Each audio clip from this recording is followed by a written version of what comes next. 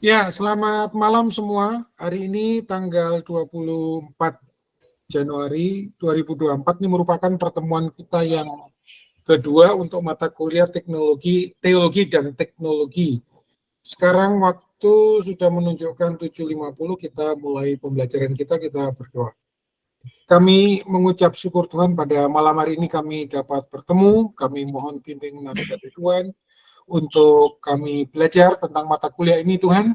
Kerinduan kami adalah kami dapat melihat bahwa Tuhan juga hadir di dalam dunia apapun, termasuk dalam dunia teknologi, dan biarlah pada pembelajaran ini kami boleh memiliki pengetahuan, sehingga sebagai seorang teolog kami mampu menyampaikan firman di masa teknologi ini, Tuhan. Urapi kami semua, tolong kami semua. Dalam nama Tuhan Yesus kami berdoa dan mengucap syukur. Haleluya. Amin. Ya, shalom, selamat malam semua. Ini merupakan pertemuan kita yang kedua. Jadi mata kuliah teologi dan teknologi itu bukanlah, sekali lagi, tentang bagaimana penggunaan teknologi untuk berteologi, tidak, ya, itu tolong diingat. Nah, mata kuliah ini berusaha untuk mencari keterkaitan antara teknologi dan teologi dalam derajatnya yang sama, yaitu status mereka sebagai ilmu, gitu. Sebagai ilmu dan juga sebagai percakapan. Karena minggu yang lalu kita sudah belajar bahwa teologi itu adalah percakapan tentang Tuhan. Jadi untuk bisa dipercakapkan, maka setiap percakapan tentang Tuhan, entah apapun konsepnya dan siapapun orang yang mempercakapkan, itu berarti dia berteologi, ya. Jadi jangan dipahami secara singkat atau sempit bahwa teologi itu punyanya teologi Kristen saja, tidak. Tapi siapa saja yang mempercakapkan tentang Tuhan dan hal ihwal tentang dia, gitu kan, itu berarti sedang berteologi. Jadi termasuk encim-encim atau mbok-mbok di Gunung Kidul, gitu kan, yang mengatakan bahwa bagi mereka Tuhan itu adalah itu bukan Adonai, bukan Elohim, bukan Adonai Zevaot, bukan Jehovah Rafa, tapi pokoknya pribadi yang ngecat cabai menjadi hitam, menjadi merah, hijau yang mewarnai cabai. Nah, itulah Tuhan, konsep Tuhan bagi mereka, yaitu mereka sedang berteologi. Nah, begitu juga teknologi. Nah, teknologi itu ternyata adalah percakapan.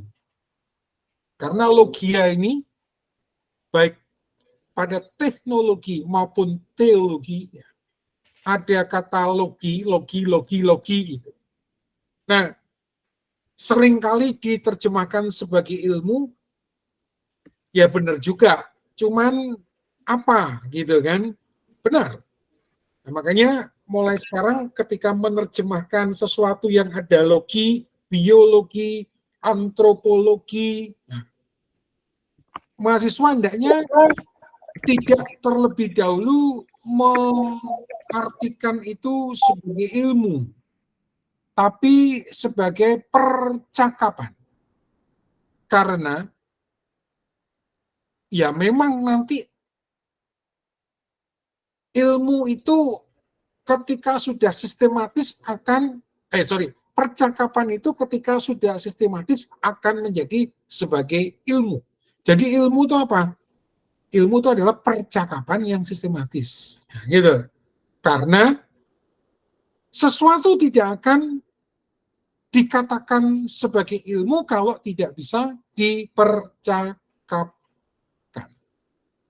Ya, coba tidak bisa dipercakapkan.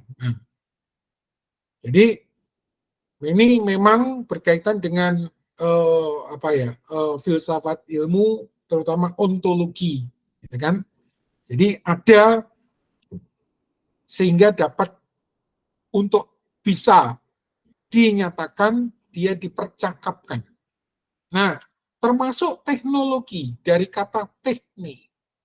Ada yang menerjemahkan itu sebagai seni, tetapi konsep dasarnya adalah cara, karena seni itu juga berbicara soal cara. Nah, manusia ini adalah manusia yang selalu bercara.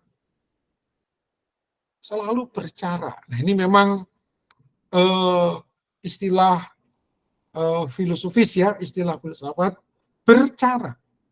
Hari ini saja, jam ini saja untuk kita bertemu, nah, kita bercara dengan menggunakan teknologi online Google Meet, produknya Google Meet. Tadi mungkin Bapak Ibu online dengan menggunakan teknologinya Zoom. Nah, jadi itulah yang dimaksud teknologi. Tetapi nanti kita akan melihat hari ini materinya sudah saya upload ya, walaupun itu cuma 2 lembar, itu konsepnya begitu dalam karena hari ini akan kita belajar tentang konsepnya seorang filsuf yang mendasari kita di dalam teknologi dan juga nanti dalam kaitannya dengan teknologi yang bernama Martin Heidegger. Sebenarnya pada pertemuan kemarin sudah saya singgung. Nah, dari mana awalnya percakapan ini? Gitu kan? Seluruh percakapan, semesta percakapan dimulai selalu berangkat dari konsep ada.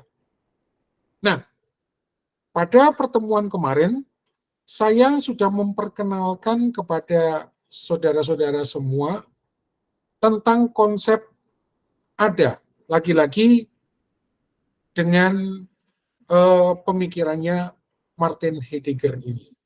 Nah, ternyata terdapat 3 yang harus diperhatikan, yaitu ada,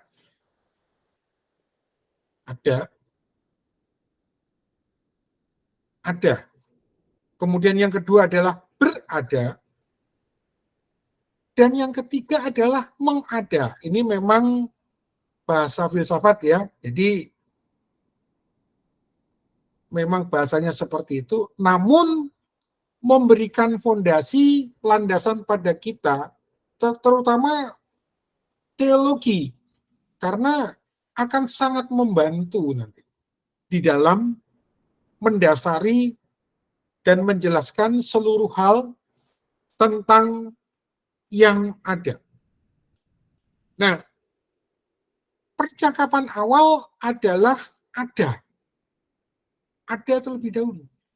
Dan ada ini seperti digambarkan seperti terlempar, yang dalam istilah Martin Heidegger disebut Geworfenheit, terlempar. Tentu ini pandangan filsafat, jangan dikacaukan dengan teologi, walaupun teologi itu filsafat, karena memang 2 ilmu filsafat dan teologi punya batasnya.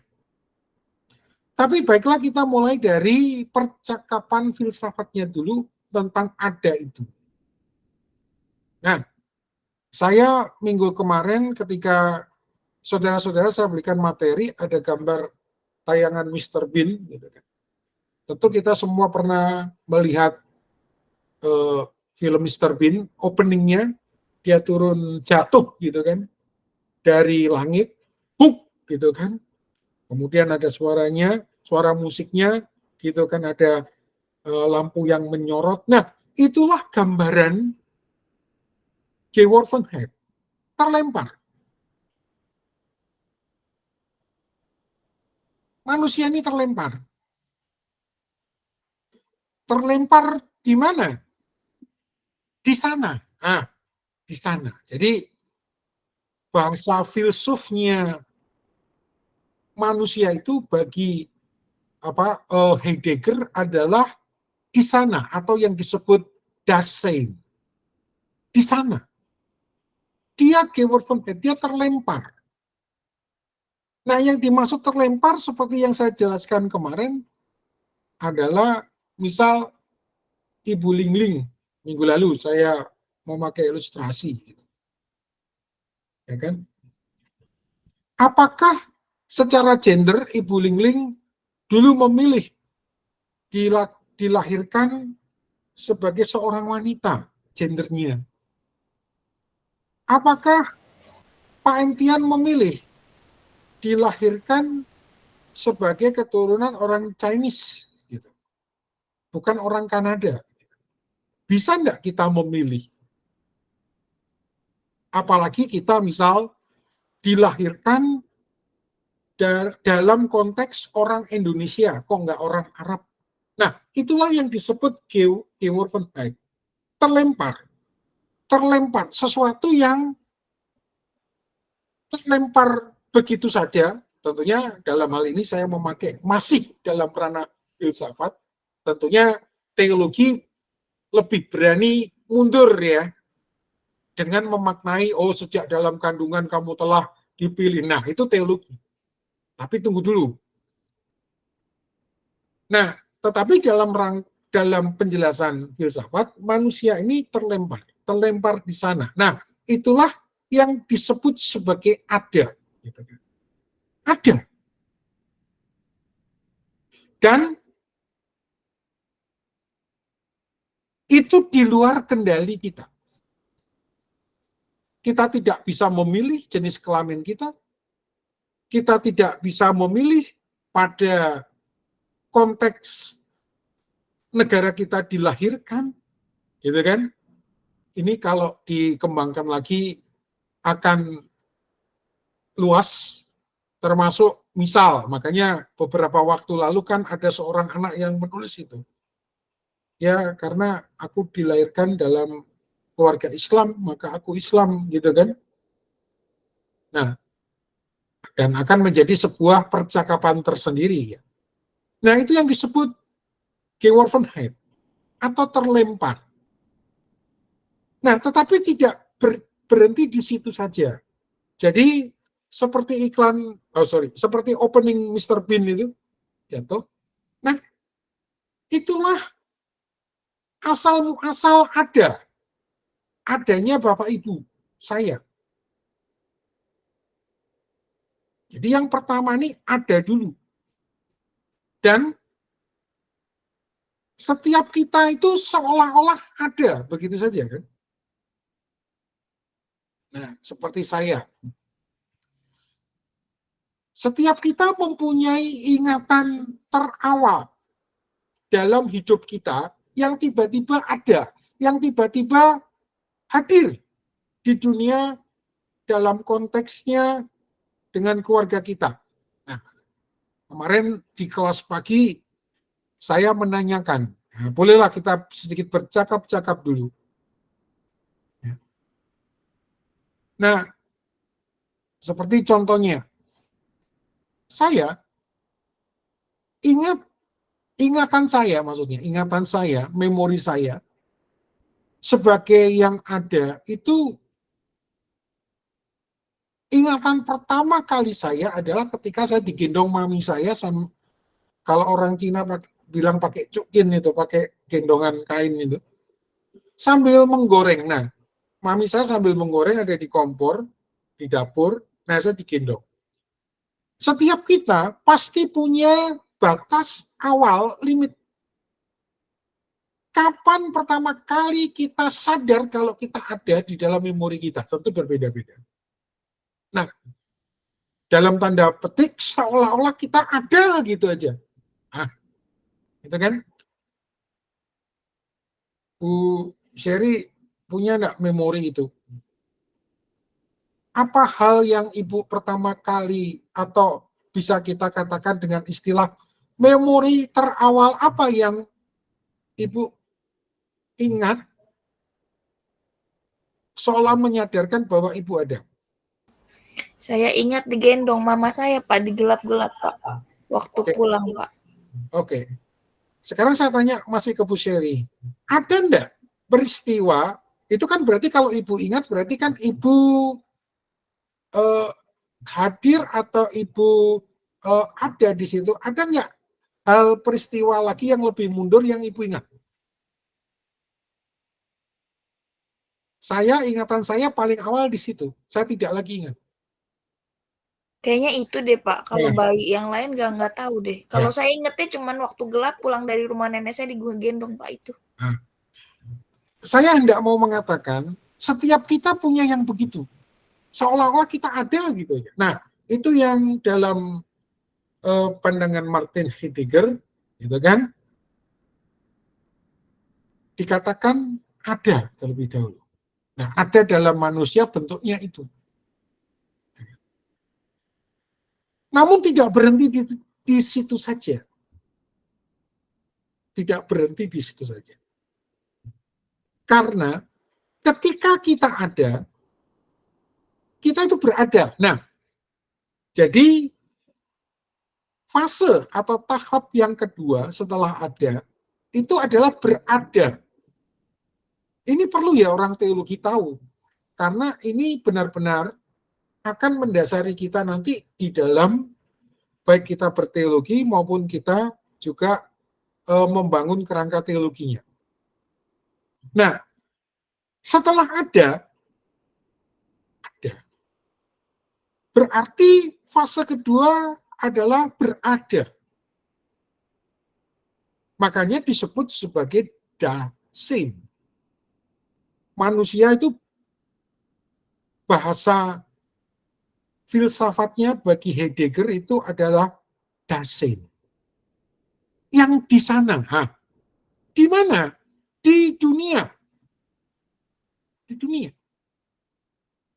Makanya fase selanjutnya setelah ada adalah berada.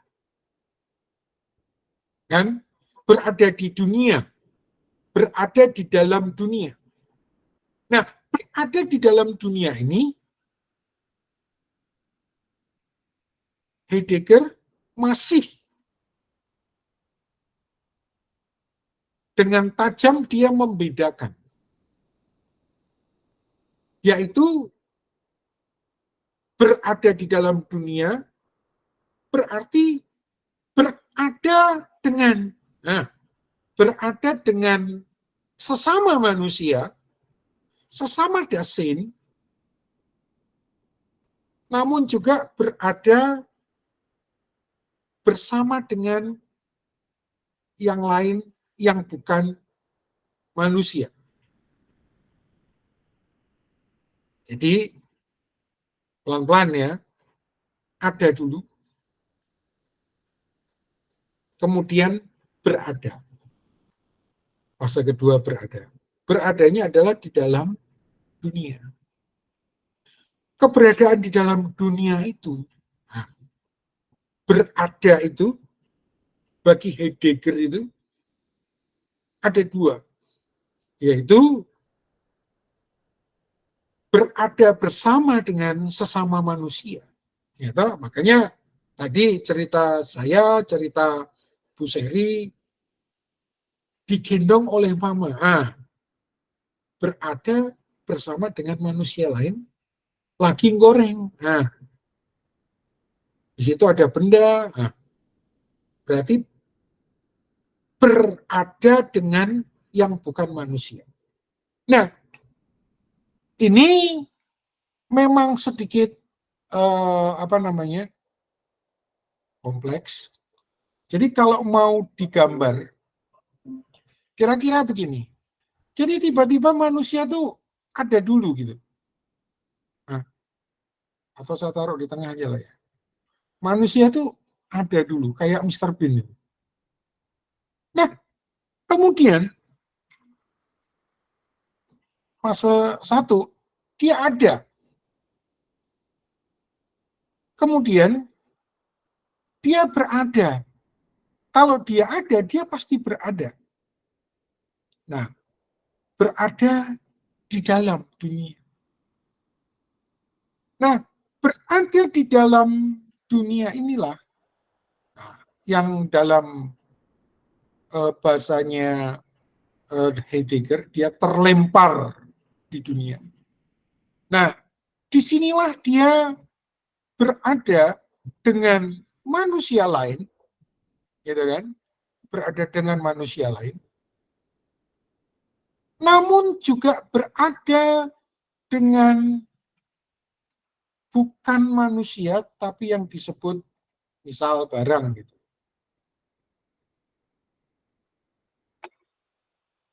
Nah,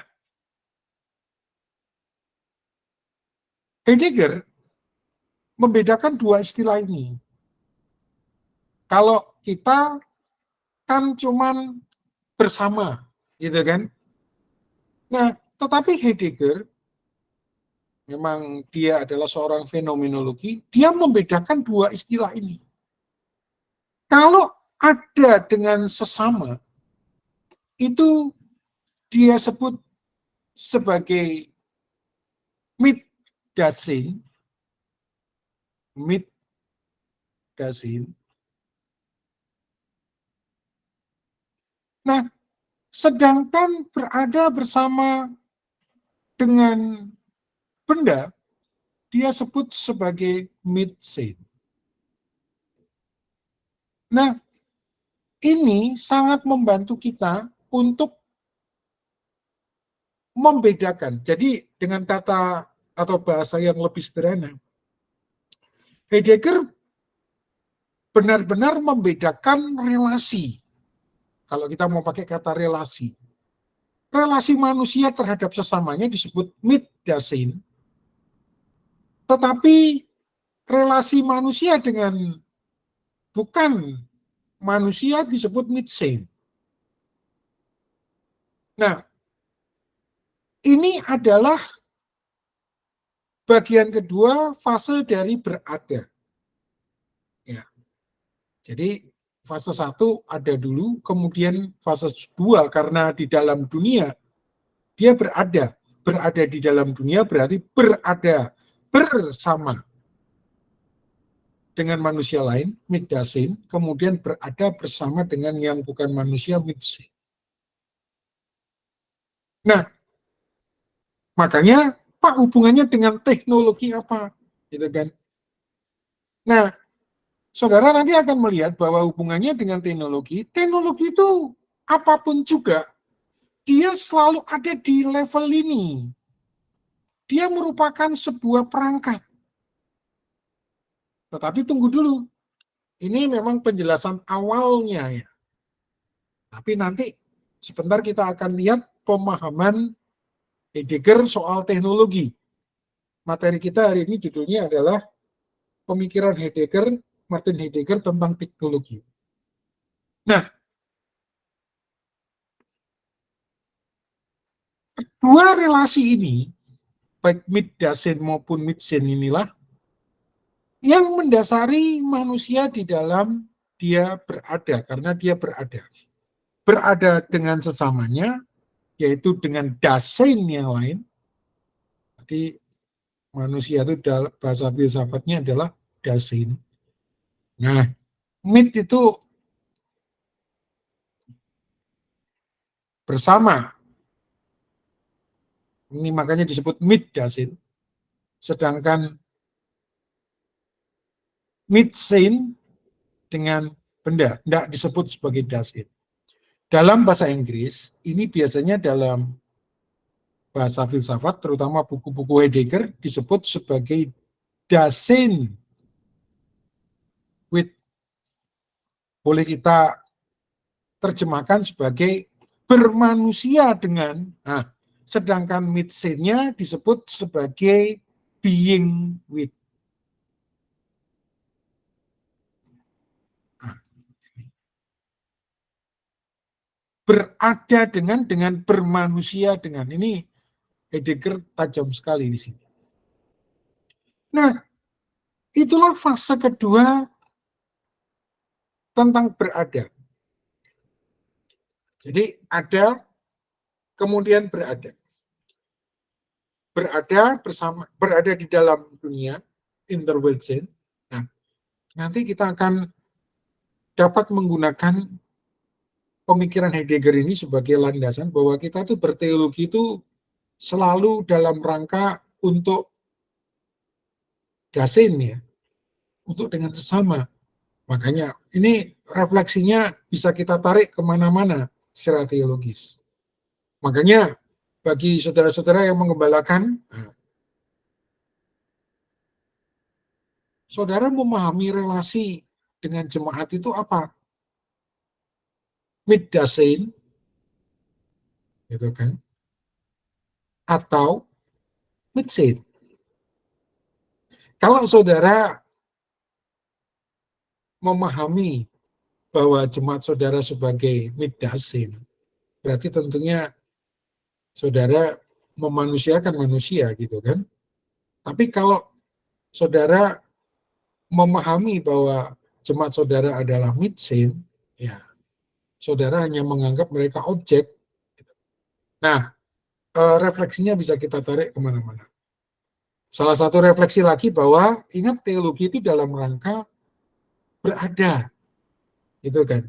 Ya karena kita di dunia kita memerlukan, jemaat memerlukan teologi, gitu kan? Yang keperluannya adalah pertama terlebih dahulu adalah untuk keperluan hal-hal yang berada di dunia. Jadi kalau teologi yang dibangun tidak sampai pada mitdasein, percuma. Teologi yang dibangun, walaupun itu teologi canggih, gitu kan, tetapi tidak membangun, meningkatkan kualitas persekutuan, ya percuma, buat apa? Makanya teologi mesti dan lebih baik dari bawah, from below. Dari bawah itu maksudnya apa? Ya berangkat dari jemaat. Nah, itu refleksinya. Ini yang disebut sebagai eksistensial ya. Jadi sebuah kerangka berpikir. Jadi jangan takut ya dengan istilah filsafat itu ya. Ini kan seolah-olah filsafat itu dimusuhi gitu kan. Enggak, jangan gitu. Filsafat itu pola pikir yang mendasari, memberikan struktur. Gitu. Nah, dari ada kemudian berada, apalagi adanya ada dua macam, berada dengan sesama, berada dengan bukan sesama, itu kerangka itulah pemikiran dasar yang bisa kita kembangkan, menyadarkan diri kita, apalagi sebagai seorang pelayan. Ya kan? Dengan berada, oh kita ini berada di dalam dunia. Ingat, ketika kita menjadi pelayan Tuhan, tapi jangan lupa tetangga sebelah kita bukan orang Kristen, gitu loh. Sedangkan di dalam gereja orang Kristen, orang Kristennya juga macam-macam di situ. Ada yang ekonomi lemah, ekonomi menengah, ekonomi atas. Nah, inilah yang disebut mitdasein. Berada, gitu kan, atau bermanusia dengan manusia dengan segala jenisnya. Nah, makanya apa fungsi gereja nanti, gitu kan?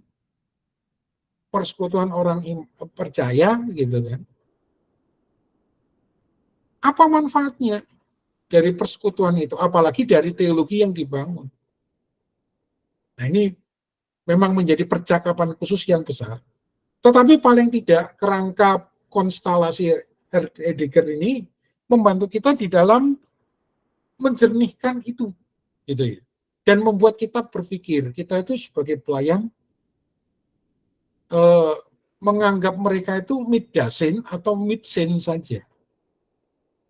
Mitdasein, manusia yang dimanusiakan, gitu kan. Memang gambaran Alkitab sebenarnya ada, yaitu gembala dengan domba. memang terlihat derajatnya gembala dengan domba, tetapi perhatikan dua-dua ini sama-sama makhluk hidup gitu loh. Itu yang dalam istilah filsafat Heidegger disebut Mitdasein. Nah, ataukah kita memperlakukan mereka sebagai Mitsein, objek gitu kan, barang yang layak untuk dieksploitasi. Ini menjadi perenungan kita. Nah, ini masih di sini ya, apalagi belum menyentuh ranah teknologinya. Nah, fase yang pertama adalah ada, kemudian yang kedua adalah berada tadi, dan fase yang ketiga, karena manusia itulah betah dia berada di dalam dunia, berada dengan sesamanya, Dasein, namun juga berada dengan yang lain, Mitsein, being with, maka dia betah di situ. Jika dia betah dan harus melanjutkan kehidupan untuk nanti atau besok, karena kehidupan harus dilanjutkan, maka setelah ada, berada, dia harus mengada. Bukan mengada-ngada loh ya. Mengada ini memang bahasa filsafat. Nah, jadi bicara ada itu dalam konstelasi Heidegger itu strukturnya seperti itu. Ada, berada, dan mengada. Nah, mengada inilah yang menjadi aktivitas hidup sehari-hari yang di situ nanti teknik atau teknologi itu diperlukan. Ingat bahwa teknik yang kemudian menjadi teknologi bukanlah soal teknologi canggih saja, tidak, gitu kan? Tapi pemahaman dasar kita harus treatment bahwa teknik adalah percakapan tentang cara, karena manusia itu adalah makhluk yang selalu berteknologi, bercara, bercara untuk apa? Bercara untuk mengada, gitu. Bercara untuk mengada. Loh Pak, kalau gitu, misal ibu-ibu tahu besok anaknya mau sekolah. Ini Bu Lingling sudah punya putri belum? Putra putri. Anaknya masih sekolah, Bu? Iya, Pak. Apa yang dilakukan ibu-ibu pada malam hari kalau besok anaknya sekolah? Persiapan. Apa di pagi harinya? Iya, persiapan, Pak. Persiapan apa? Bekal anak, sarapan. Ya, sama seperti istri saya. Pak Entian juga begitu?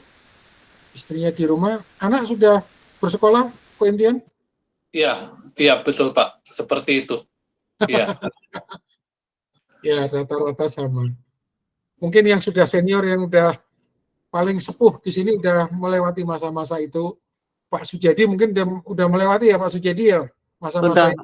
Menimang cucu aja lagi. Wah, puji Tuhan.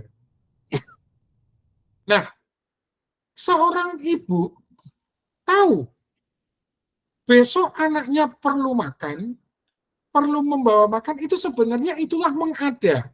Karena dia harus mengada, dia berteknologi. Contoh, berteknologi. Jadi ketika ibu-ibu masak, di dalam masaknya itu, dia menggunakan alat pisau, nah itu berteknologi. Dan kayaknya memang yang lebih berteknologi itu ibu-ibu. Karena peralatan di rumah yang paling banyak mungkin ibu-ibu peralatan masak. Ya. Kalau cowok sih mungkin peralatan tukang. Nah, jadi teknologi jangan dipahami secara sempit. Cuman benda. Apalagi seolah-olah hanya high-tech. Teknologi canggih, komputer, iPad, AI, jangan. Nah, penjelasan itu tadi adalah mendasari kita untuk memahami ada, berada, dan mengada. Jadi mengada ini dilakukan manusia karena dia sadar besok dia harus tetap ada gitu loh. Dia besok harus tetap berada. Dia besok harus tetap ada dan berada, makanya dia mengada. Makanya saya dulu pernah punya teman orang Batak menasihati saya. Mungkin ini familiar ya di antara orang-orang Batak. Nasihat hikmat. Dia bilang gini, kalau kamu sudah yakin besok mati, galilah kuburmu sekarang. Gitu kan? Ada orang Batak di sini? Oh, Siaan, Francisca. Ada orangnya nggak ini? Jangan-jangan dia ada, tapi dia tiada nih, Francisca. Nah, ungkapan itu tadi, kalau kamu besok udah yakin mati, galilah kuburmu sekarang, itu tentunya dipahami secara dialektik ya, harus dibalik. Artinya apa? Kalau kita sampai saat ini belum menggali kubur kita, karena kita yakin besok, karena kita berpengharapan besok kita masih hidup. Nah, dalam rangka mengada itulah, bahkan sebelumnya dalam rangka berada itulah, manusia itu berteknologi. Nah, itu kaitannya. Jadi manusia adalah merupakan makhluk yang selalu berteknologi. Makhluk yang selalu mempercakapkan tentang cara, gitu kan. Cara apa, Pak? Ya cara macam-macam, semua cara. Cara berkomunikasi. Cara, makanya disebut teknologi komunikasi, gitu kan. Teknologi pangan. Cara mengadakan pangan, ya termasuk ibu-ibu, enggak usahlah jauh-jauh teknologi pangan itu menciptakan bibit unggul padi, enggak usahlah sampai segitu. Dalam rangka mempersiapkan bekal anak besok, seorang ibu itu harus bercara. Karena dia tahu besok dia harus mengada. Seperti itu. Nah, itulah makanya teknologi selalu bercara. Dan jadi kalau mau dicari titik temunya secara umum, di mana titik temu antara teknologi dengan teologi? Di mana titik temu antara manusia yang selalu mempercakapkan Tuhan, namun di saat yang sama dia selalu mempercakapkan tentang cara berada. Jawabnya sederhana, ya pada diri manusia itu. Titik temunya. Ya kan? Itulah makanya kita akan melihat lebih dalam bagian ini, sehingga nanti kita akan tahu. Bahkan kita akan bisa berteologi di tengah zaman teknologi yang high-tech ini. Dan kita bisa menciptakan teologi yang sesuai dengan perkembangan teknologi yang modern ini. Dengan kerangka-kerangka.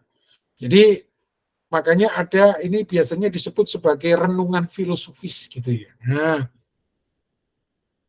kalau kita ibadah itu kan sebenarnya renungan teologis gitu kan. Tapi renungan itu bisa renungan filosofis, saudara. Ya.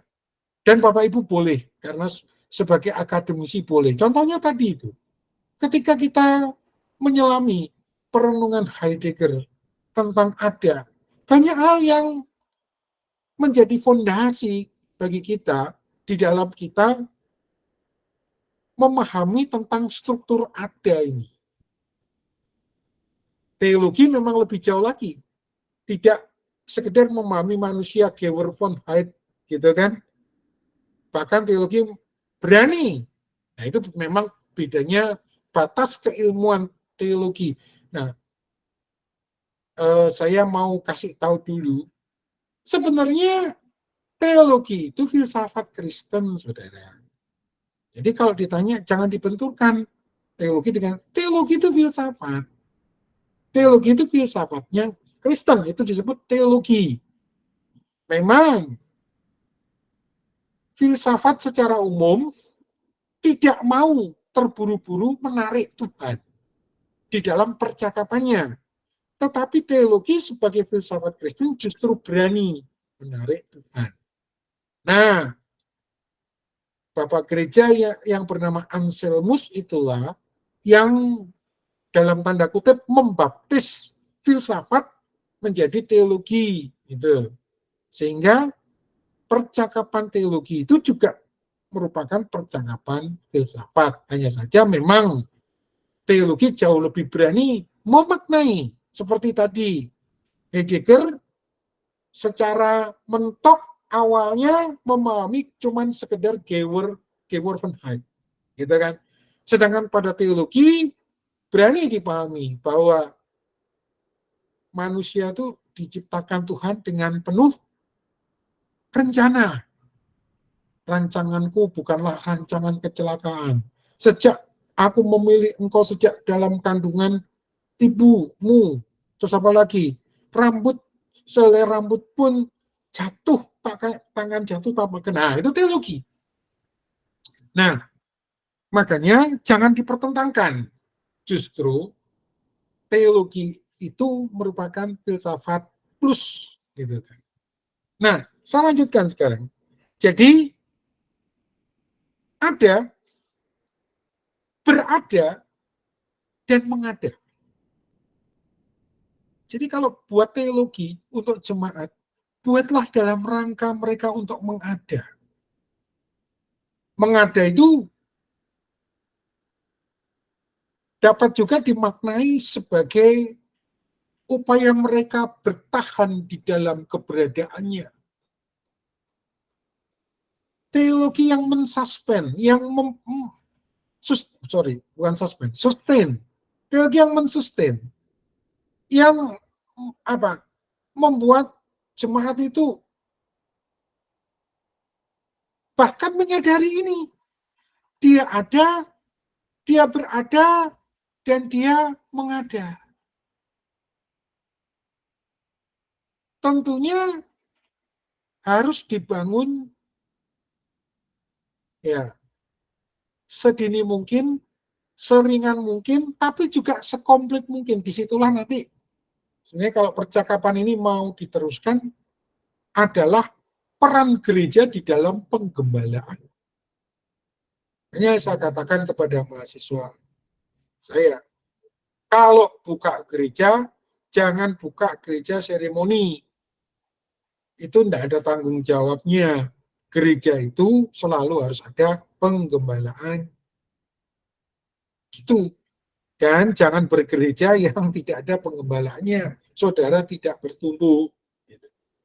Begitu juga dengan Bapak Ibu yang gembala, ingat, jangan jadikan gereja cuma tempat seremoni saja.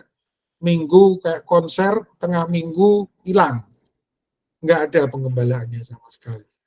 Nah, itu paling tidak dari perenungan filosofis Heidegger soal ada, 3 macam ada, berada, dan mengada ini kita bisa merefleksikan untuk teologis. Ini baru soal adanya, belum soal teknologinya. Nah, oke. Sampai di sini mungkin saya berikan waktu untuk bercakap-cakap sebelum saya lanjutkan. Apakah ada di antara Bapak Ibu yang ingin menanggapi atau menanyakan sesuatu, atau mungkin ada bagian yang belum dimengerti? Silakan sebelum saya lanjutkan. Saya mau bertanya, Pak. Ya. Mau menanggapi, Pak. Ya. Ya, tadi Bapak menyatakan teologi adalah filsafat plus. Ya. Tapi pada faktanya banyak ya, Pak, sebagian besar jemaat yang akhirnya menganggap bahwa kalau belajar filsafat membuat dia jadi malah jauh dari Tuhan. itu bagaimana ya Pak? Padahal sebenarnya kalau kita lihat kan itu ya Bapak sendiri bilang adalah filsafat plus. Ya, memang hal seperti itu juga harus diluruskan ya Bu ya. Makanya filsafat itu sendiri apa sih? Filsafat sendiri adalah cara berpikir. Cara berpikir ini termasuk di dalam cara membangun struktur pemikiran, gitu kan? Cara menguji yang disebut sebagai kritik. Nah, memang terhadap orang-orang yang mempunyai pandangan itu mungkin juga tidak bisa disalahkan karena sudah terdoktrin bahwa filsafat itu seolah-olah filsafat yang menyesatkan. Kira-kira seperti itu tanggapan saya. Oh, jadi selama ini karena memiliki konsep yang salah karena menganggap filsafat lebih mengarah membuat mereka jadi berpikir tanpa perlu menjadi berpikir mandiri tanpa memerlukan Tuhan di dalam hidupnya. Ya. Mungkin itu yang selama ini mereka alami ya Pak. Ya. Nah, hal seperti ini Bapak Ibu bisa cek tentang sejarah ilmu teologi. Sejarah ilmu teologi itu ya, teologi itu filsafat. Anselmus, seorang bapak gereja, itulah yang lebih atau bahkan pertama kali mengatakan atau menjadikan filsafat itu sebagai teologi namanya. Kalau bisa dibilang dengan bahasa yang lebih sederhana, yang membaptis filsafat menjadi teologi dengan motonya fides quaerens intellectum, bahwa iman itu adalah mencari pemahaman, fides quaerens intellectum. Ya. Jadi tentu memang ada bagian yang dipelajari, proses pembelajaran. Nah, disitulah sebenarnya iman itu bersatu dengan pemahaman itu. Makanya jangan takut untuk belajar filsafat karena teologi itu sendiri adalah filsafat. Nah, ini apalagi coba Bapak Ibu lihat ini ya, imam-imam Katolik itu, romo-romo Katolik, itu mereka belajar filsafat dulu, baru belajar teologi. Begitu. Karena filsafat itu adalah kerangka berpikir sebab mendudukkan persoalan itu tadi. Itu Bu Francisca. Ya, berarti filsafat yang di bawah, yang tunduk di bawah kepemimpinan Kristus ya Pak ya. Karena kita juga melihat kalau bahasa Kristennya seperti itu. Tapi nggak usah takut lah dengan filsafat itu. Justru karena iya Pak, kalau dalam Alkitab sendiri, Paulus sendiri juga sebenarnya dia sangat memahami filsafat ya Pak. Kalau tidak, dia tidak bisa masuk kepada orang Yunani yang dikenal sangat ini ya Pak ya. Yang budaya mereka adalah budaya filsafat, bukan begitu ya Pak? Memang ada bagian-bagian filsafat yang seperti Bapak Ibu pernah dengar, ada pemikiran Stoa dan lain sebagainya yang menjadi masalah di Perjanjian Baru. Tapi ingat, itu ada konteksnya. Jadi bukan berarti filsafat itu bertentangan dengan teologi, enggak, karena teologi itu ya filsafat. Filsafat Kristen lah, filsafat Kristen itu namanya teologi. Gitu. Iya Pak, baik Pak. Ada yang lain yang ingin menanggapi sebelum saya lanjutkan? Ini mesti clear dulu ya, karena ini dudukannya. Ada, berada, dan mengada ini dudukannya. Ini yang disebut sebagai eksistensial, yaitu sebuah pemahaman tentang yang berangkat dari ada dulu. Karena kita itu hanya bisa berbicara tentang yang ada. Coba, Bu Francisca, sebutkan. Iya Pak. Sebutkan yang tidak ada. Sebutkan sesuatu yang tidak bisa dipercakapkan. Yang tidak bisa dipercakapkan. Sebutkan. Kita berbicara tentang benda ya Pak? Boleh apapun. Bendakah, konsepkah. Coba sebutkan sesuatu yang tidak bisa dipercakapkan. Waduh, kurang paham Pak. Kalau yang tidak bisa dilihat tapi ada listrik Pak, angin. Tapi bisa Iya. dipercakapkan. Justru itu. Artinya apa? Segala sesuatu yang dipercakapkan, segala sesuatu yang bisa dipercakapkan, itulah ada. Oh, oke Pak. Oke. Itulah ada. Nah, ada, berada, kemudian mengada. Ada yang lain yang ingin menanggapi selain Bu Francisca? Berarti tidak ada yang tidak ada dong, Pak. Kenapa? Ketidakadaan itu ya berarti tidak ada dong, Pak. Bisa dua. Sesuatu yang belum diketahui atau juga yang tidak ada. Makanya setiap sesuatu, mungkin ini bahasa filsafat juga ya, setiap sesuatu yang bisa dipercakapkan, itulah ada. Tetapi yang ada belum tentu selalu diketahui oleh manusia. Gitu kan? Makanya hati-hati ketika kita bilang tidak ada. Jangan-jangan belum kita ketahui. Begitu, Pak? Berarti termasuk seperti ateis ya Pak, yang bilang Tuhan itu tidak ada. Sebenarnya karena dia tidak tahu ya Pak ya. Bisa jadi. Makanya memang nanti akan menjadi suatu diskursus atau pembicaraan tersendiri. Pak, berarti kalau suatu objek atau suatu konsep dibilang tidak ada, kita nggak usah bilang objek deh, sebuah konsep kayak gitu tadi ateis bilang konsep Tuhan itu tidak ada. Dengan mengklaim dia tidak ada, berarti memang itu ada dong, Pak? Ya, iya. Dengan mengatakan bahwa Tuhan itu tidak ada, gitu kan? Dia akan berawal dari Tuhannya itu sendiri percakapannya. Itu juga teologi. Makanya di catatan saya minggu lalu coba lihat.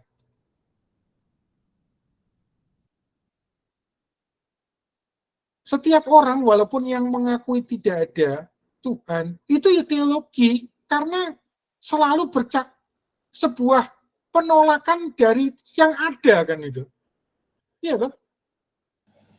Iya Pak, seharusnya kalau memang betul-betul tidak ada, kenapa dia berkoror terus-menerus menyatakan tidak ada ya Pak? Iya, itu. Iya betul sih Pak, betul Pak. Kalau nggak ada, berarti ya dia nggak tahu apa itu Tuhan, Pak. Orang nggak tahu. Makanya. Iya, Karena seharusnya nggak usah ribut tidak ada gitu ya Pak ya. Ada, gitu. You get the point. Anda berarti sudah menangkap. Ya, itulah. Ya. Nah, memang menarik percakapan soal ada ini. Ya. Karena ada itu kemudian berlanjut pada berada. Nanti ini menjadi refleksi filosofis tersendiri. Jadi kalau Bapak Ibu ada, harus lanjutkan dengan berada. Karena berada di dalam dunia itu selalu berada dengan sesama dan berada dengan benda. Itulah makanya kalau dikembangkan menjadi teologinya, teologi terhadap sesama dengan teologi terhadap lingkungan. Itu penting. Jadi refleksi teologis kan, apakah teologi-teologi yang kita bangun untuk jemaat dalam khotbah-khotbah kita itu menyentuh, gitu, bermanfaat, gitu kan? Jangan-jangan kita nggak tahu teologinya seolah-olah canggih gitu, tapi dalam ibadah setiap minggu ada orang yang nggak bisa makan di situ. Untuk mampu makan, beli makan aja nggak. Untuk beli makan aja ada yang nggak mampu. Ini menjadi kritik bagi kita. Gitu. Berarti kita memungkiri itu tadi. Kita ada tapi ada untuk diri sendiri. Gitu. Kita belum sampai pada berada. Belum sampai kepada kesadaran berada. Mikdasen itu. Ada bermanusia dengan manusia yang lain dengan segala jenisnya. Dan ini mendasari loh Bapak Ibu, mendasari istilah gereja. Gereja itu apa sih istilahnya? Apa? Persekutuan tubuh Kristus. Ya, oke. Apalagi kita kumpulkan? Perkumpulan orang percaya. Ya, sama. Ayatnya di mana? Dasar filosofis gereja itu. Karena 2-3 orang berkumpul dalam namaku, itu gereja. Itu dasar filosofisnya adalah Heidegger tadi itu. Makanya dalam hal ini Heidegger nggak salah. Jadi kalau ada, lanjutkan dengan berada. Karena ada itu bukan Anda sendiri, tapi berada, mit dasein. Tapi ingat, anggaplah mereka juga sesama. Makanya Heidegger membedakan dua istilah, mit dasein dengan mitsein. Jangan dianggap mereka itu barang, sehingga dieksploitasi gitu kan. Ya, ini baru ngomong soal adanya, kita udah bisa mengembangkan ya struktur pemikiran Heidegger. Nah ini loh yang disebut paling tidak berpikir menggunakan kerangka filsafat untuk menjernihkan struktur.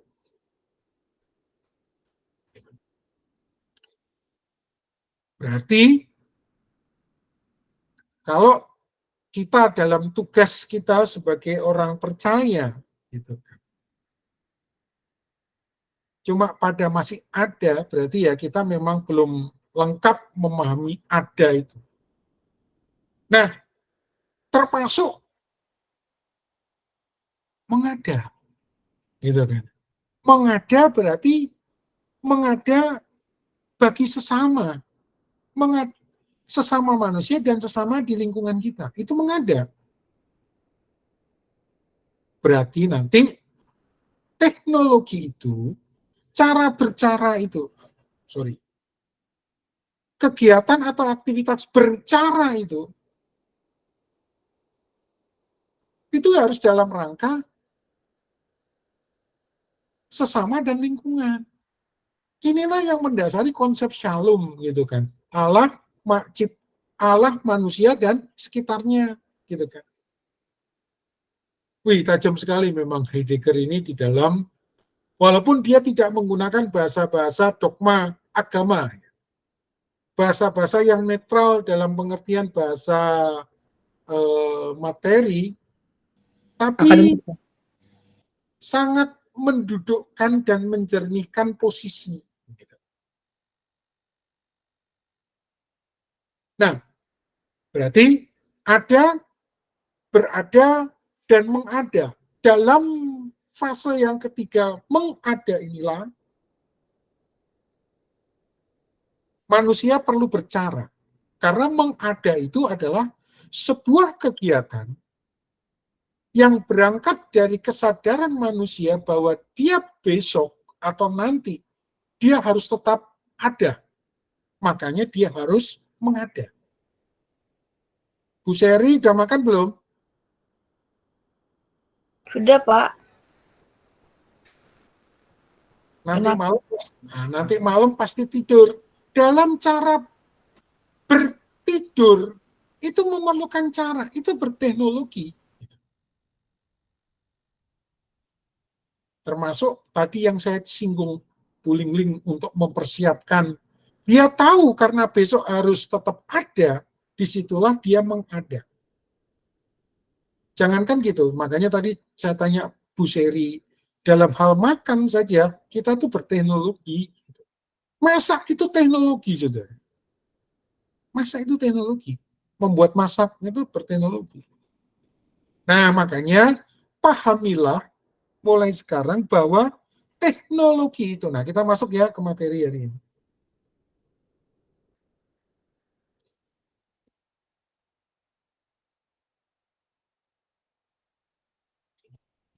Materi kita hari ini,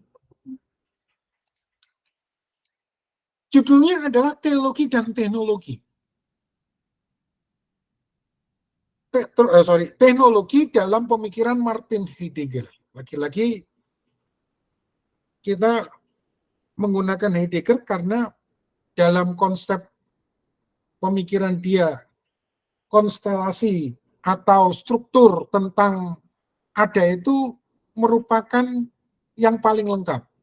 dan bisa kita gunakan, apalagi dia juga mempunyai pandangan tersendiri tentang teknologi. Nah, kita kenalan dulu dah. Dari kemarin kan kita belum kenalan. Jadi Martin Heidegger ini adalah seorang filsuf berkebangsaan Jerman. Dia lahir di Maastricht, Baden, Jerman, pada tanggal 26 September 1989, meninggal 26 Mei 1976. Dia adalah seorang filsuf yang berkontribusi pada bidang filsafat eksistensial, hermeneutik, dan fenomenologi. Karya besarnya adalah Sinn und Zeit, Being and Time. Sinn und Zeit. Biasanya disingkat SD gitu ya. Itu dalam bahasa Jerman, terjemahan Inggrisnya ada. Kemudian juga berkontribusi dalam pemikiran tentang teknologi pada karyanya yang berjudul Die Frage nach der Technik, atau dalam bahasa Inggrisnya The Question Concerning Technology, dipublikasikan pada tahun 1954 dalam Vorträge und Aufsätze. Nah, ini bukunya sudah saya upload di Google Classroom, jadi Bapak Ibu bisa baca-baca. Itulah pemikiran Martin Heidegger tentang teknologi. Nah, saya merangkumkan saja supaya kita menjadi pembahasan kita pada hari ini. Kalau Bapak Ibu membaca pemikiran Martin Heidegger pada bukunya, nah ini saya stop dulu ya. Jadi mulai sekarang Bapak Ibu kan ini, Bapak Ibu ini semester berapa sih? Kalau kami semester tua, Pak. Saya dan Pak Rudi. Ya, enggak, maksudnya udah mau skripsi kan. Nah, maksudnya ya yang ingin saya sampaikan tuh gini, artinya Bapak Ibu mulailah mencari buku-buku yang memang kalau buku-buku teoritis itu ya buku-buku dari penulis pertamanya gitu. Misal Bapak Ibu membahas tentang Martin Heidegger, ya cari buku Martin Heidegger-nya. Jangan mencari pemikiran Martin Heidegger yang ditulis oleh orang lain, jangan. Itu bias nanti. Biasanya dosen itu akan bertanya, loh kamu nih membaca buku, membahas tentang Kalbat, tapi kamu nggak ambil dari bukunya Kalbat gitu. Kamu nih membahas Plato, tapi nggak baca karyanya Plato. Dan buku-buku itu ada kok, sekarang ada. Kita nggak terjemahan Inggrisnya paling nggak itu ada. Ini intermezzo aja untuk Bapak Ibu yang mau skripsi, ya, mau penelitian. Jadi kalau mengambil sebuah teori, bacalah dari pengarang utamanya, itu yang disebut sumber primer atau first resources, sumber pertama. Ya sumber pertama ya yang dia tulis, jangan pandangan Andreas tentang Heidegger terus Bapak Ibu tulis gitu. Itu menjadi sumber kedua. Jadi harus dibaca dulu. Misal siapa? Dogma. Bapak Ibu suka bidang dogma. Oh ya, pertama ya Bapak Ibu mesti mulai sekarang harus tahu loh, harus tahu. Ini udah semester 7 ya, izinkan saya semester berapa? 6 mungkin. Semester tua, semester atas lah, jangan pakai semester tua nanti. Ya, harus tahu ya minatnya ya. Teologi itu kan banyak macam, maksudnya banyak bidang. Ada wilayah praktika, ada wilayah dogmatika. Memang tidak semua minat di wilayah biblika, ya nggak apa-apa. Tapi harus tahu, oh tokoh-tokohnya siapa. Oh saya tuh nggak minat bidang biblika Pak, saya minat bidang etika, boleh. Tapi harus tahu, nanti jangan sampai Bapak Ibu nanti ditanya gini loh ya, ada gelar STH gitu. Oh ya Bapak ini STH-nya tapi lebih berminat bidang apa. Nah, Bapak Ibu sama sekali nggak bisa menyebutkan, itu akan memalukan sekali Bapak Ibu, gitu ya. Makanya minatnya terhadap, nanti saya kirimkan video-videonya ya, supaya Bapak Ibu termotivasi. Itu sebenarnya video-video yang saya buat, video-video pendek untuk memotivasi dan mengajar, membantu mahasiswa yang akan skripsi. Salah satunya adalah kerjakan skripsi yang Anda minat, jangan yang nggak minat. Jangan yang nggak minat. Nah, makanya mesti tahu bidangnya. Karena kalau Anda minat Anda misal, Pak, saya itu minat di sekolah minggu, ya kerjakan. Jangan mengerjakan yang nggak minat, apalagi nggak bisa. Nah, itu repot itu nanti. Satu semester nggak akan kelar. Kemudian kerjakan yang sederhana tapi dalam. Gitu. Ya, nanti lebih lanjut saya kirimkan videonya. Nah, saya lanjutkan dulu. Jadi, kalau Bapak Ibu membaca karya Heidegger, The Question Concerning Technology, ini radikal sekali pemikirannya. Nomor 1, teknologi is not an instrument. Nah, wah ini dalam tanda kutip aneh ini. It is a way of understanding the world. Teknologi itu bukan sebuah peralatan. Ini awam seperti kita kemarin dan saya sebelum belajar ini selalu melihat teknologi itu sebagai alat, gitu kan? Tapi si Heidegger ini memberikan definisi yang lebih filosofis dan lebih lebih esensi. Bahwa teknologi bukanlah sebuah peralatan. Teknologi adalah sebuah cara siapa? Cara manusia atau Dasein itu. Cara manusia memahami dunia. Nah, memahami ini kita pakai terjemahan bahasa Indonesia. Tapi pengertiannya itu dalam cara memahami itu cara mengendalikan atau menyesuaikan. Nah, itu yang dimaksud memahami. Jadi, kalau ini handphone, kita kan sering berpikir teknologi itu ini bendanya. Tapi bagi Heidegger memberikan penjelasan tidak demikian. Teknologi itu ya manusia, ada dalam diri manusia. Cara manusia di dalam memaknai, merespon dunia.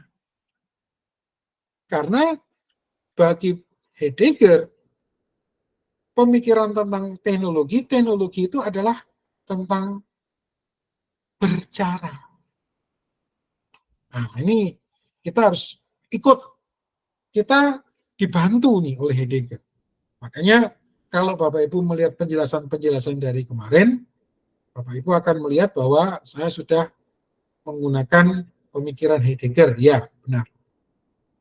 Jadi, jangan cuma dilihat di sini, gitu loh. Jangan cuma dilihat di smartphone-nya, bendanya, atau ini Apple berapa sekarang yang terbaru? 15 Pak, Pro Max Pak. Kamu sudah punya belum? Nggak ada Pak.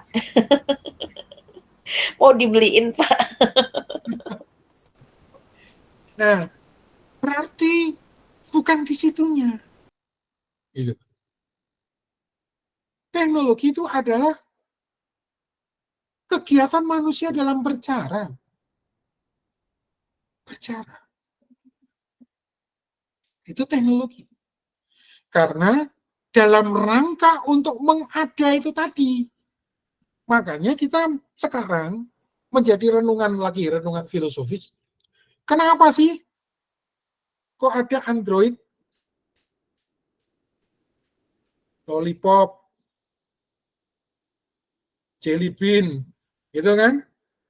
iPhone, mulai dari iPhone berapa itu sampai sekarang iPhone yang tadi disebutkan, maju terus gitu. Ya karena cara dalam hal bercara yang selalu bercara dalam rangka untuk berada. Makanya dia mengada. Ini filosofis ya.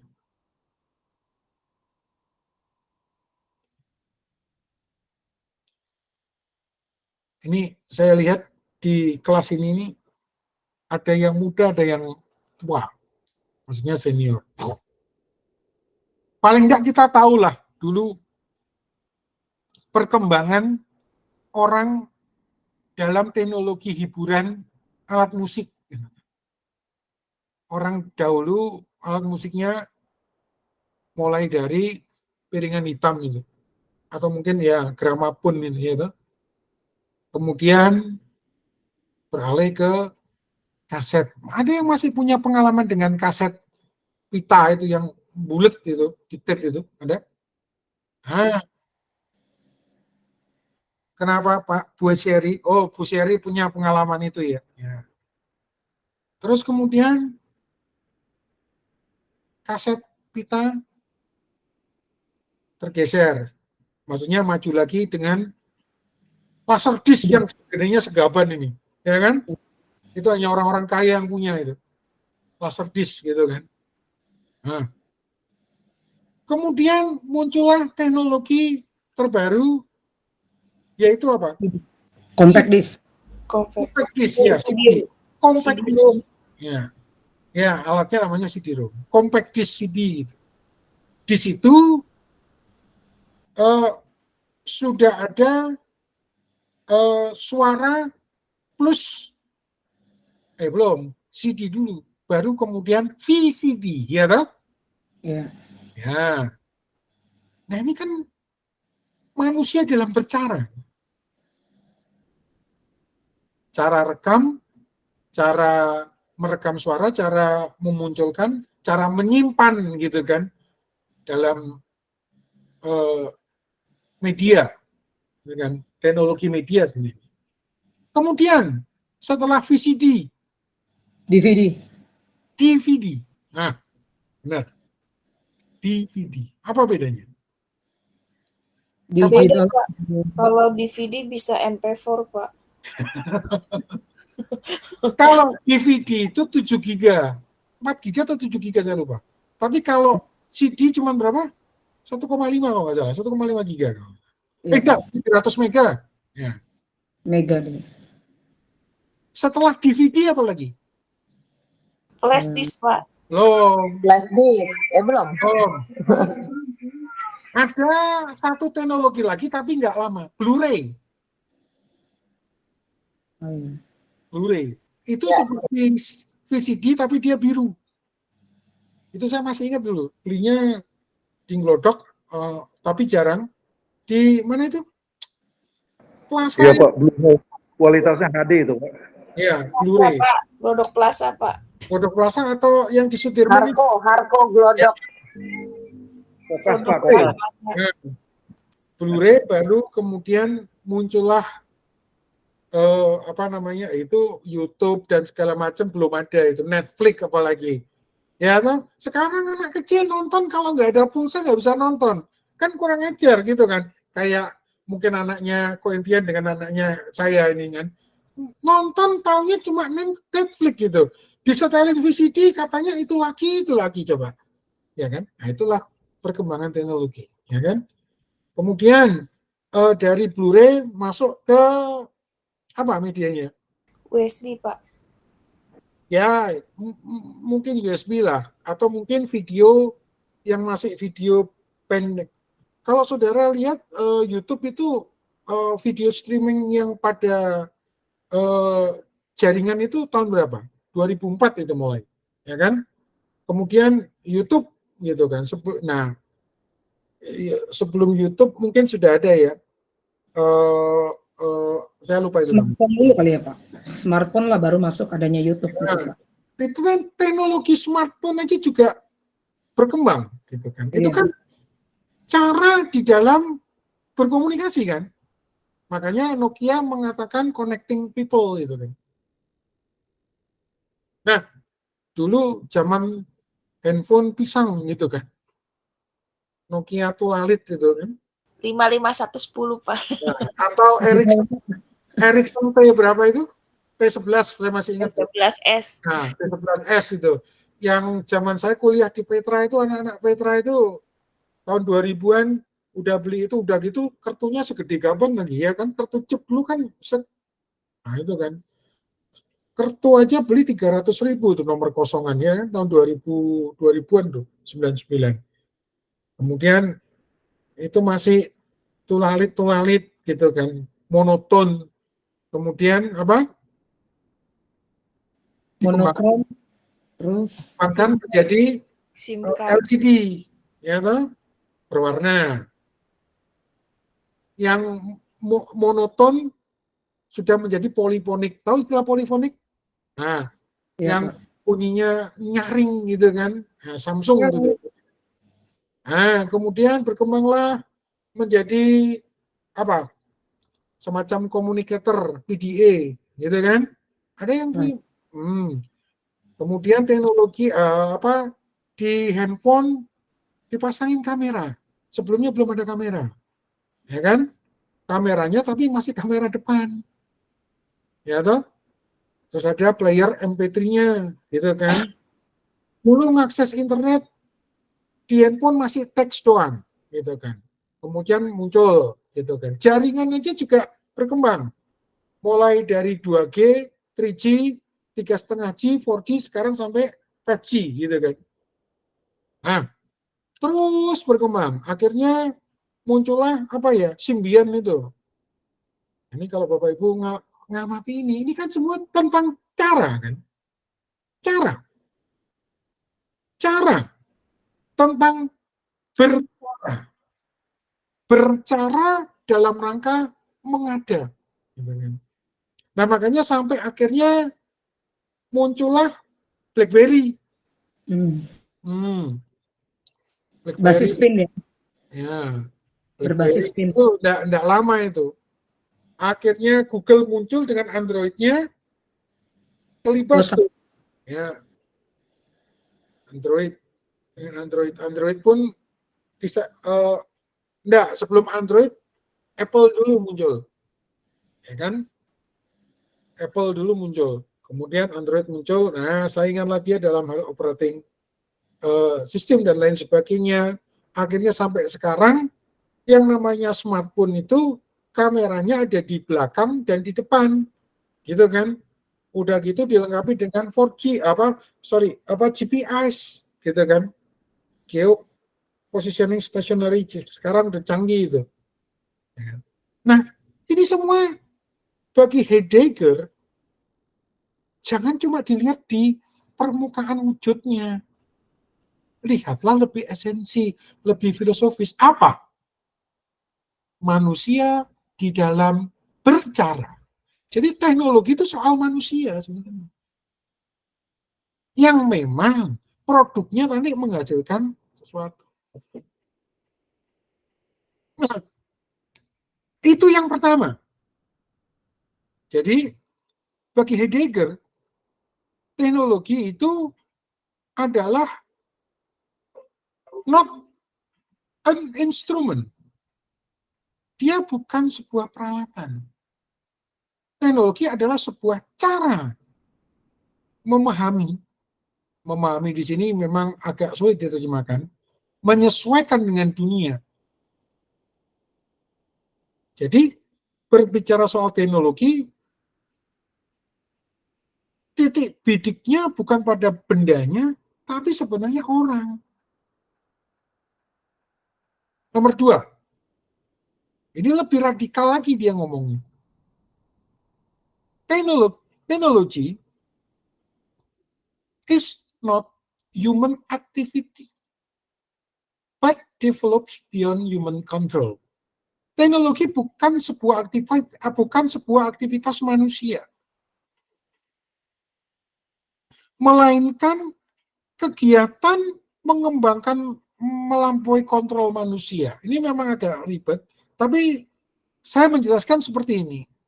Jadi bagi Heidegger, teknologi itu bukan kegiatan semata kegiatan biasa manusia, kira-kira seperti itu terjemahnya. Melainkan kegiatan mengembangkan yang melampaui kontrol manusia. Maksudnya gini, jadi teknologi itu kegiatan manusia dalam mengembangkan yang di luar kontrolnya dia. Contohnya gini,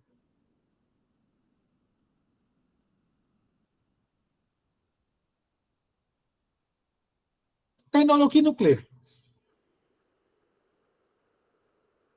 teknologi nuklir atau atom, bukan kacang atom, teknologi nuklir. Nah, yang disebut dia bukan sebuah kegiatan biasa, tetapi kegiatan yang mengembangkan di luar kontrol manusia. Maksudnya gini, manusia itu, kalau saya boleh parafrase pemikiran Heidegger, manusia itu adalah, teknologi itu adalah manusia yang selalu membuat di luar kendalinya. Jadi di luar kendalinya dulu, baru dibuat kontrolnya. Itu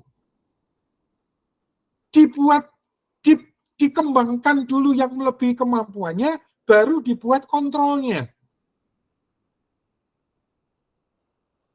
Contoh, nuklir. Yang penting dibuat dulu. Baru dibuat kontrolnya.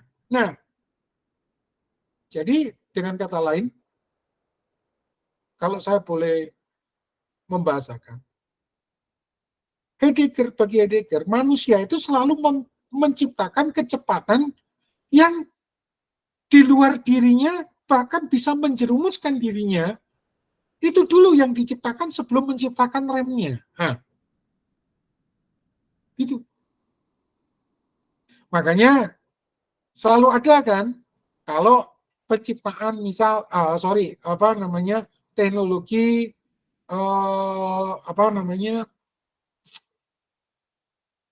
vaksin gitu kan, yang diciptakan vaksinnya dulu, baru kemudian diuji coba pakai tikus putih gitu kan. Nah, sifat dasar teknologi bagi Heidegger itu dia bukan kegiatan biasa manusia, tapi kegiatan manusia yang selalu melakukan pengembangan yang di luar kendalinya. Itu teknologi. Baru kemudian diciptakanlah antinya gitu kan. Nah, dua hal ini makanya Heidegger di bagian yang ketiga mengatakan teknologi itu adalah technology is the highest danger, risking us to only see the world through technological thinking. Teknologi adalah bahaya tertinggi. Ternyata bagi Heidegger teknologi itu peyoratif ya, artinya bukan sesuatu yang membanggakan, tapi itu bahaya yang tertinggi. Nah, teknologi adalah bahaya tertinggi yang berisiko membuat manusia hanya melihat dunia dengan pikiran yang teknologis saja.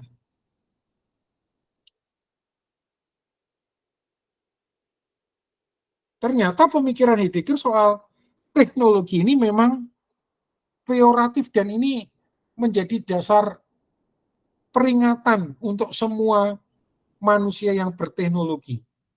Nah, nomor 3 itu maksudnya gini, teknologi adalah bahaya tertinggi yang berisiko membuat kita hanya melihat dunia dengan pikiran teknologi saja. Contohnya gini. Teknologi kan kita maknai sebagai cara. Kan? Tapi dengan teknologi yang semakin bercara itu, manusia itu digiring pada suatu pemahaman yang seolah-olah hanya teknologis gitu. Contohnya misalnya gini. Ini menjadi perenungan saya ya. Saudara kalau makan di McD, itu saya malu, saudara. Serius. Mungkin saya belum tua lah, saya masih 40-an, tapi bagi saya, makan di McD dengan memilih menu itu susahnya setengah mati, saudara. Dengan mencet itu. Serius. Itu yang bisa cuma adik-adik saya, atau keponakan saya, Pak QQ ini gaptek amat gitu. Nah, terus kemudian saya melihat gitu kan. Jadi ada opa-opa nganter cucunya. Cucunya masih kecil, nggak ngerti lah cara gitu. Nah, opanya juga nggak ngerti. Nah, itulah yang menjadi sisi lain teknologi. Ya. Jadi karena manusia itu semakin teknologis, itulah yang mendegradasi Midasen itu tadi. Gitu. mendegradasi hubungan antar person manusia. Gitu kan? Nah, contoh, saudara kalau ke Pelni, rumah sakit Pelni itu ada mesin ya lagi-lagi pendaftaran online gitu kan. Tapi kasihan kalau tidak ada petugas yang manusia gitu kan. Yang dimana orang tua ini berobat gitu. Jangankan pencet begituan, handphone manual aja dia nggak bisa kok. Gitu. Nah, ini yang dia sebut sebagai bahwa teknologi itu merupakan bahaya tertinggi. Nanti kita akan mungkin menyinggung, mungkin minggu depan ya. Itulah yang disinggung oleh Karl Marx. Bahwa teknologi itu berbahaya. Bahkan teknologi itu menjadi sumber alienasi, pemisahan. Jadi orang-orang dan dijadikan alat kapitalisme. Gitu kan. Orang-orang berlindung di balik teknologi untuk menguasai sesamanya dengan teknologi itu. Nah, itu. Nah, itu kritik Marx terhadap teknologi. Nanti kita akan lihat di minggu depan. Nah, tiga pemikiran Heidegger ini, kristalisasi dari buku yang tulisannya itu buku sudah saya bagi ke saudara-saudara ya, silakan dibaca, itu menarik sekali. Walaupun itu buku 1954, tetapi sangat fundamental sekali di dalam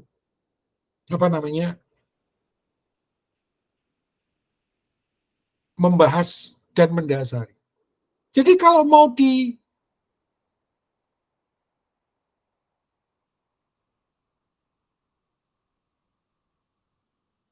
dirumuskan gitu, ya, bahwa teknologi itu adalah manusia itu sendiri, karena berangkat dari bercara, kegiatan bercara.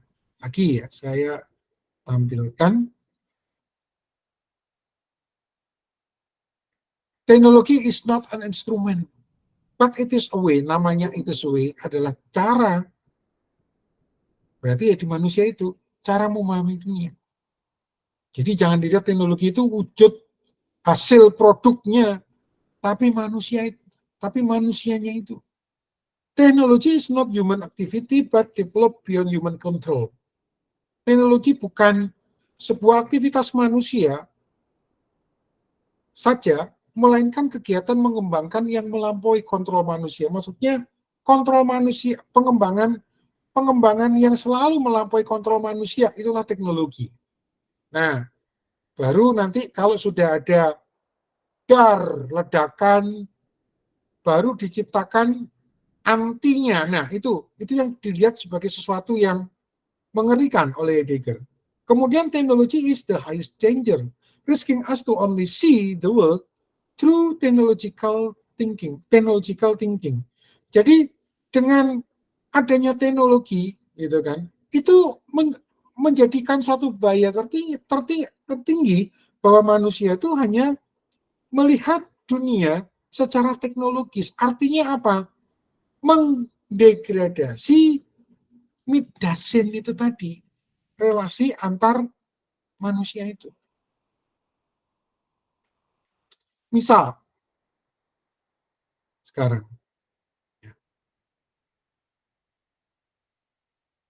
ada AI lah, ada robot. Robot canggih nih ceritanya. Super canggih pokoknya. Terus misal ya. Misal. Pak Ahmadi sedang kedukaan, misal ya. Saya nggak berharap misal. Robot ini membaca mata, reaksi kulit Pak Ahmadi, sehingga robot ini menyampaikan, Pak Ahmadi, atas kehilangan yang Bapak alami, saya mengucapkan bela sungkawa gitu. Pertanyaannya, ini mumpung ada Pak Ahmadi di sini, Pak Ahmadi merasa perlu merespon robot itu enggak? Misal, Enggak. kalau Bu Sherry yang menyampaikan ucapan itu, Bapak respon enggak? Bisa direspon Pak, robot enggak Pak. Kenapa? Robotnya kan teknologi Pak, enggak ada jiwanya. Itu.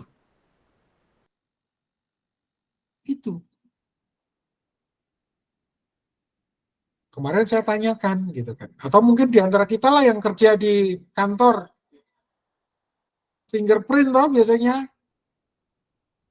terima gaji gitu kan, salah. Terima kasih gitu kan. Gitu kan. Terima kasih, ini yang ketawa pasti fingerprint semua nih.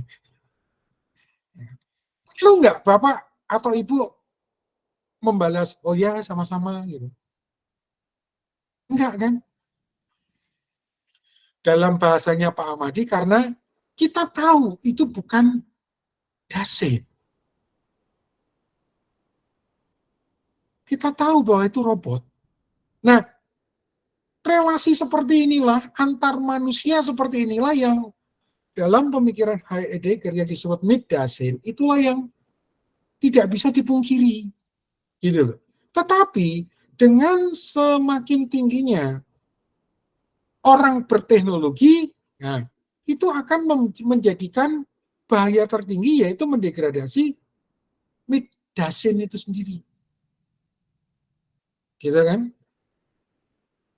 Nah, jadi bagaimanapun juga ketika kita berteknologi memang dalam rangka mengada, tapi jangan lupa Mitdasein-nya itu. Nah, hari ini kita membahas 3 pemikiran Heidegger, tentu ini pembahasan awal ya. Pembahasan awal dari Heidegger yang akan kita lanjutkan minggu depan. Ini masih di permukaan, karena kita nanti akan melihat, memperdalam pemikiran Heidegger dengan para filsuf lain, termasuk sosialis Karl Marx, gitu kan, yang mengatakan bahwa teknologi itu, teknologi modern maksudnya, adalah alat alienasi, alat yang digunakan oleh para kapital, di mana kapital bersembunyi. Karena teknologi itu, bagi Karl Marx, pertanyaannya bukan teknologinya, siapa yang berada di balik teknologi itu. Nah, dan menguasai. Nah, kita ini data kan dipegang siapa? Gitu kan? Pak Ahmadi, lahir, jenis kelamin, riwayat kesehatan, gitu kan. Nah, seperti itu. Ya, Bapak Ibu, silakan merenungkan dalam minggu ini. Pertanyaannya disimpan dulu, karena ini masih permukaan. Materinya udah saya bagi, walaupun itu nanti akan saya kembangkan ya. Tetapi untuk di pertemuan 2, memang clue dari buku itu paling tiga itu. Nah, pertanyaannya disimpan, minggu depan boleh ditanyakan seputar pemikiran Heidegger, karena akan masih saya lanjutkan. Kira-kira begitu. Ya, kita akhiri kuliah kita sampai di sini. Britania, Regita, tolong berdoa untuk kita semua. Mari Bapak dosen dan teman-teman kita bersatu dalam doa. Terima kasih Tuhan, terima kasih Bapak atas penyertaan Tuhan dalam perkuliahan kami pada saat malam hari ini ya Bapak. Kiranya Tuhan Yesus kami semakin dibekali Tuhan melalui setiap ilmu yang disampaikan oleh Bapak dosen. Dan sebentar kami akan istirahat, Tuhan yang menjaga istirahat kami pada saat malam hari ini, sehingga besok kami dapat bangun pagi dengan semangat sukacita yang baru, penyertaan yang baru yang dari Bapak. Terima kasih Tuhan, berkati Bapak dosen kami ya Bapak, dalam keluarganya dan kesehatan dalam keluarganya ya Bapak. Terima kasih Tuhan, haleluya, amin. Ya, sampai jumpa minggu depan, Bapak Ibu boleh keluar dari. dosen, Tuhan berkati. Ya, Pak Andreas, boleh tanya Pak? Sebentar Pak, Ya. Saraswati. Ya, Saya baru masuk kelas hari ini Pak. Untuk absen bagaimana ya Pak teknisnya ini di kelas kita, Ibu, teologi dan teknologi? Apa dari Google Classroom atau bagaimana Pak untuk absen? enggak, Ibu dari kelas mana? Saya kelas Tanjung Priok, Pak. Oh, kalau kelas Tanjung Priok, silakan hubungi Iya. Ibu, silakan hubungi Ibu Oh, Ana. langsung dengan Ibu Ana saja untuk absensi ya, Pak ya? Ya. Oh, baik, Pak. Terima kasih, Ya. Pak. Iya, baik.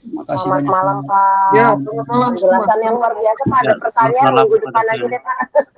Selamat malam Pak Andreas. Pak, Ya, Bu. iya Pak, maaf saya mau tanya Pak, itu untuk RPS kok nggak bisa dibuka ya Pak? Saya sudah download filenya, di situ disebutkan katanya file damage Pak. Oh ya, sudah nanti dikirim lagi. Oh iya, makasih ya Pak. Ya, Selamat oke. malam Pak, Tuhan berkati. Ya, selamat malam. Ya, Malam sampai Pak, jumpa. terima kasih Pak. Malam, Pak. Izin, Pak. Terima kasih. Malam Pak, terima kasih.